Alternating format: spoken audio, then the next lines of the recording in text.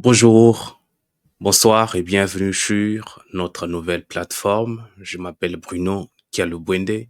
Nombreux, vous nous avez connus sous le nom de Baker Podcast, mais parce que le nom de Baker est très populaire sur YouTube, j'ai pris la décision d'intituler la chaîne sous la rubrique de BKM Original.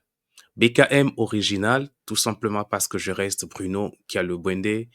Et les propos que je tiens ici sur la plateforme, ce sont des propos qui sont les reflets profonds et directs de ma pensée intime, de ma conviction pour le Congo et les Congolais, de ma compréhension des Saintes Écritures et de l'analyse que j'ai fait de l'évolution culturelle, économique, politique du Congo, de l'Afrique et du monde.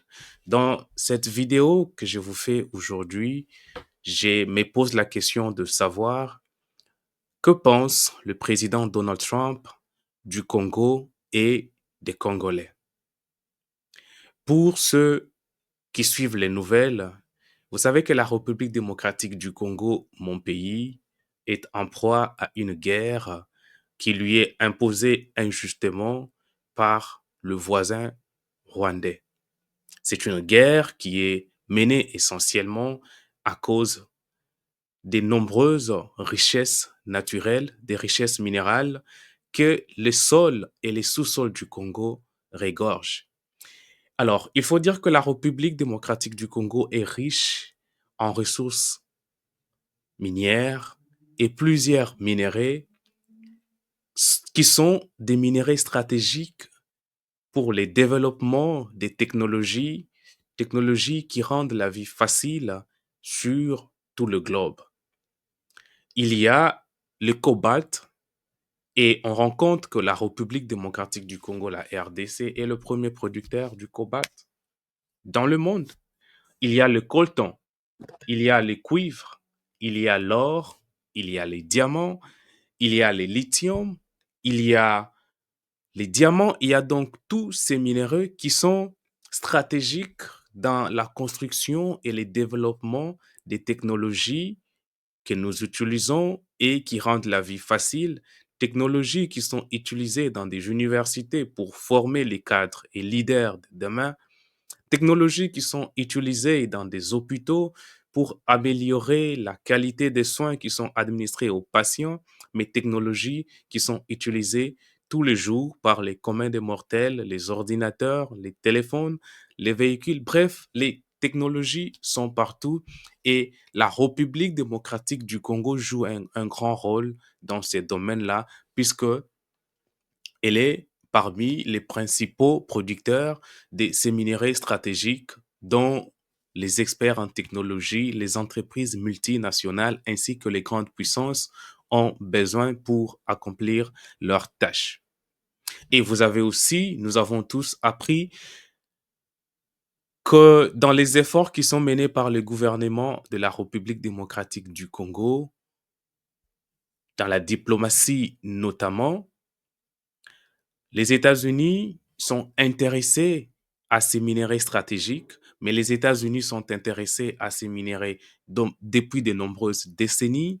Mais l'opinion commune, c'est de dire que les Américains ont toujours passé par le Rwandais Paul Kagame pour prendre ces minéraux qui sont en République démocratique du Congo. Et ce faisant, l'utilisation du Rwanda était silencieuse parce que la plupart des leaders congolais étaient complices de la situation depuis maintenant plus de 30 ans, mais avec l'arrivée du président Félix Tshisekedi, il n'apprécie plus du tout cette façon de faire qui consiste à ce que la plupart des partenaires importants qui ont besoin des produits que dispose la RDC puissent passer par l'intermédiaire du Rwanda. Et en voulant essentiellement mettre fin à ces trafics-là, le président Félix a provoqué ainsi une résurgence de mouvements rebelles dans la partie Est, depuis des rebelles qui existent depuis de nombreuses années, qui avaient été défaits à plusieurs reprises de par le passé.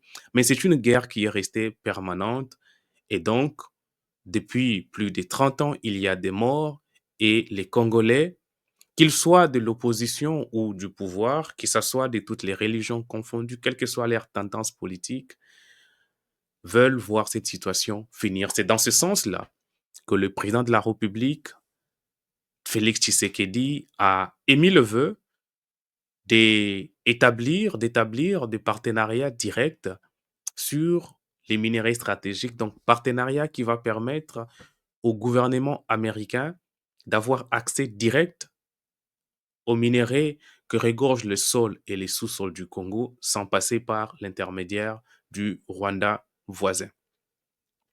Mais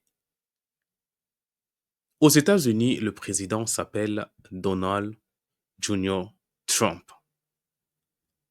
Et il est important de savoir ce que cet homme pense du Congo et des Congolais. Et c'est pour cette raison que je voudrais aujourd'hui balancer 2 ou 3 clips qui traduisent la pensée du président Donald Trump en ce qui concerne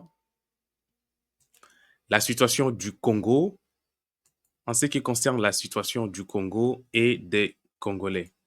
Je voudrais jouer 1 ou 2 clips et puis à la fin, je vais revenir pour faire un petit commentaire. Commençons par ces premiers clips. Africa just released a lot of people from their prisons and jails and brought them into the United States of America. This is what's happening to our country, and it's not sustainable by anyone.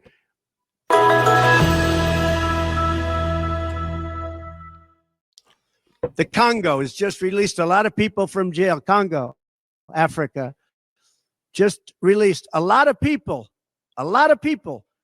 from their prisons and jails and brought them into the United States of America. This is what's happening to our country, and it's not sustainable by anyone. Voilà donc, ceci est la première vidéo que j'avais sur la pensée que s'est fait le président Trump du Congo et des Congolais. Et c'était des propos qu'il tenait pendant la campagne électorale, campagne qui a conduit à son élection triomphante en tant que 45e et 47e président des États-Unis. Donc, le président Donald Trump pense que le Congo est un pays des criminels et que la plupart des Congolais qui sont sur le territoire américain ont été relâchés des prisons congolaises. Il faut dire que le président de la République n'établit pas la différence entre le Congo Kinshasa et le Congo Brazzaville, qui sont 2 pays frères qui ne sont séparés que par le fleuve. Et d'ailleurs, les villes de Kinshasa et de Brazzaville sont les 2 capitales les plus rapprochées au monde. Donc, le président Donald Trump ne fait pas de différence et cela nous laisse un flou. On ne sait pas de quel Congo il parle. Mais moi, ressortissant de la République démocratique du Congo, donc le Congo-Kinshasa, je ne me souviens pas, je n'ai pas souvenance dans l'histoire récente d'un programme du gouvernement qui mettrait en liberté des criminels et les aiderait à entrer sur les territoires américains. Donc, encore une fois, c'est une déclaration qui n'est pas vraie. Elle n'est pas basée sur des faits vérifiables, du moins en ce qui concerne la République démocratique du Congo. Et même pour ce qui concerne les Congo-Brazza, je n'ai pas non plus entendu cela ni vu cela pendant les recherches que je faisais. Et donc, cette première affirmation, elle est basée sur les préjugés et les stéréotypes que le président Donald Trump a à l'égard des Africains en général et en particulier du Congo et de Congolais.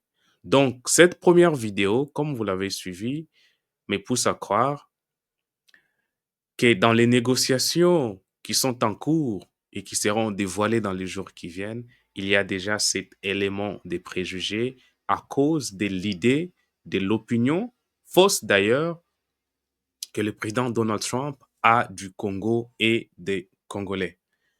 J'ai une deuxième vidéo Celle-ci, c'est lorsque on lui pose une question à propos de la situation du Congo qui est en train de s'empirer avec le progrès du M23 et les tentatives de résolution des conflits qui sont menées par le président angolais Lorenzo.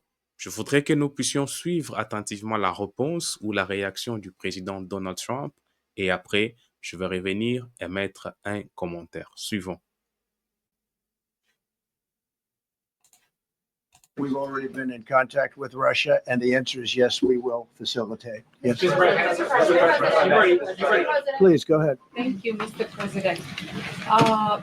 The situation in the Democratic Republic of the Congo is getting worse, even though President John Lorenzo has been mediating the conflict between Rwanda and the Democratic Republic of the Congo because he wants to bring peace and stability. The situation is really bad right now. I want to hear from Ms. President if you have any plan in the future to bring peace in the Well, you're Democratic asking me a Republic question of the about Congo. Rwanda, and it is a very serious problem. Government be willing to facilitate the transfer of their remains, considering Yes, we the will. fact there is no direct air travel between the two countries? We've already been in contact with Russia, and the answer is yes, we will facilitate. Yes. Please go ahead. Thank you, Mr. President.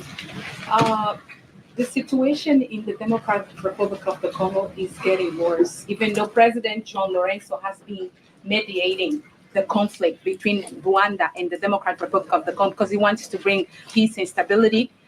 The situation is really bad right now. I want to hear from Ms. President if you have any plan in the future to bring peace in the Well, you're Democratic asking me a Republic question of the about Congo. Rwanda, and it is a very serious problem. Government be Et donc, on est là de retour. Je suis là de retour. Vous voyez que dans cette première vidéo, la journaliste lui fournit des éléments dans le détail pour permettre au président de fournir sa réponse.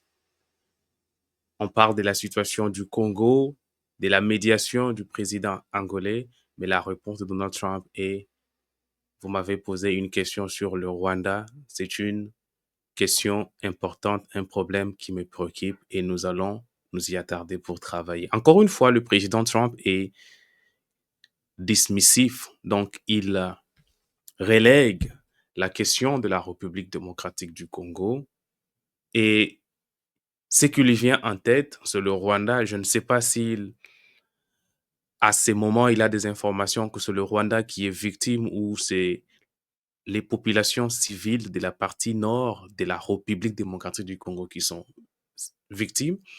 Dans tous les cas, sur les deux vidéos qu'on regarde, la conclusion que je me fais, c'est que le président Trump a une idée floue de la réalité du Congo et des Congolais. Cela ne devrait surprendre personne parce que les Américains, en général, dans leur système éducatif, mais dans leur culture aussi, ils ont cette philosophie qu'on appelle l'amérique-centrisme. C'est une philosophie qui met l'Amérique au centre de tout. Et donc, la plupart des Américains ne sont pas éduqués sur les réalités que vivent les citoyens des autres parties du monde. Mais quand vous arrivez au niveau des responsabilités telles que les présidences, les secrétaires d'État et toutes ces personnes qui travaillent dans le secteur de la diplomatie aux États-Unis, ils sont essentiellement fournis, mais le président, en ce qui les concerne, du moins jusqu'à présent, en abordant la question de la République démocratique du Congo, il semble ne pas avoir suffisamment des informations là-dessus. Mais cela n'empêche, le président de la République démocratique du Congo, Félix Tshisekedi, a initié, est entré en contact avec les autorités américaines pour leur garantir l'accès aux minerais stratégiques dont l'industrie de la technologie, de l'automobile, des télécommunications américaines a besoin. Et c'est quelque chose pour lequel beaucoup de Congolais ont de regards fixés. Et cette ouverture du président Tshisekedi envers Donald Trump a suscité des réactions qui vont dans plusieurs sens. Il y a une classe de compatriotes qui se réjouissent de ce que si ce partenariat est conclu, il va amener la paix dans la partie Est à cause de la puissance militaire des États-Unis. et en leur donnant accès à ces minéraux qui sont essentiellement dans la partie Est, ces citoyens de la partie Est vont retrouver la paix qu'ils ont perdu depuis les derniers temps du maréchal Mobutu. Mais il y a les détracteurs qui pensent que cela, bien que occasionne la paix, c'est un bradage des richesses naturelles qui va aider le président Félix à se maintenir au pouvoir au-delà du mandat constitutionnel que reconnaît la Constitution ainsi que les textes de la République. Pour ma part, j'ai ma réaction en 2 points. D'abord sur le court terme. Sur le court terme, si et dès que ce partenariat est conclu et devient officiel, dans le court terme, je suis très heureux parce que nos compatriotes de la partie Est vont retrouver la paix. Dans le court terme, c'est ça et c'est quelque chose qui est souhaitable. Mais dans le long terme, j'ai des préoccupations très sérieuses. Premièrement, quelle sera la durée de cet accès que le Congo va accorder aux États-Unis pour les richesses minérales? Je crois que c'est une question qu'il faudra discuter sincèrement dans l'équipe de négociation et que cela soit clair. La durée, est-ce pour 5 ans? Est-ce pour 10 ans? Est-ce pour 25 ans? Une fois qu'on s'est convenu sur la durée de cette exploitation, il faudra aussi déterminer sur les modes de sortie de l'Amérique du territoire congolais. Essentiellement, les États-Unis n'ont pas une très bonne réputation pour respecter les contrats ou les accords qu'ils concluent avec des pays qui sont faibles militairement. Et de ce point de vue, je crains que sur le long terme, nous ne soyons pas à mesure de repousser les États-Unis du territoire congolais. Et cela peut évidemment entacher la souveraineté du Congo. Mais encore, dans le court terme, le fait que les États-Unis viennent officiellement en République démocratique du Congo va donner un bon signal au climat des affaires parce que les compagnies américaines, du moins au regard du monde des business, ne se hasardent pas à mettre des fonds dans un environnement dont le climat des affaires est incertain. Donc, l'arrivée du gouvernement américain et donc derrière lui des contrats qui seront accordés à des sociétés importantes aux États-Unis. Cela va créer de l'emploi parce que ça va demander de la main-d'œuvre locale, mais aussi ça sera un signal pour l'économie parce que ça va être un élément de confiance, de crédit qui feront en sorte que la plupart des investisseurs sérieux puissent jeter un regard sur l'économie du Congo, un regard plein d'espoir parce que la guerre aura cessé et maintenant il va falloir que nous, les Congolais, nous puissions travailler dans l'instauration d'un climat paisible des affaires. Le climat des affaires, il est fonction de la paix, qui est l'absence de la guerre, donc l'absence du crépitement des armes. C'est un élément important, mais ce n'est pas le seul. La paix se comprend aussi dans la stabilité des institutions. Donc, il va falloir que nous puissions travailler pour maintenir un cycle électoral régulier et effectif, un cycle dans lequel la plupart des Congolais vont avoir confiance pour que les personnes qui sont issues des élections soient essentiellement les reflets de la volonté populaire. Parce que, comme vous le savez, la source majeure des crises politiques en République démocratique du Congo depuis son histoire récente a toujours été la contestation des leaders issus des élections. Élections qui sont contestées et contestables, élections qui sont semées de beaucoup de problèmes. Donc, si et lorsque ce contrat, cet accord est conclu, ça va être une nouvelle ère, une ère d'espoir.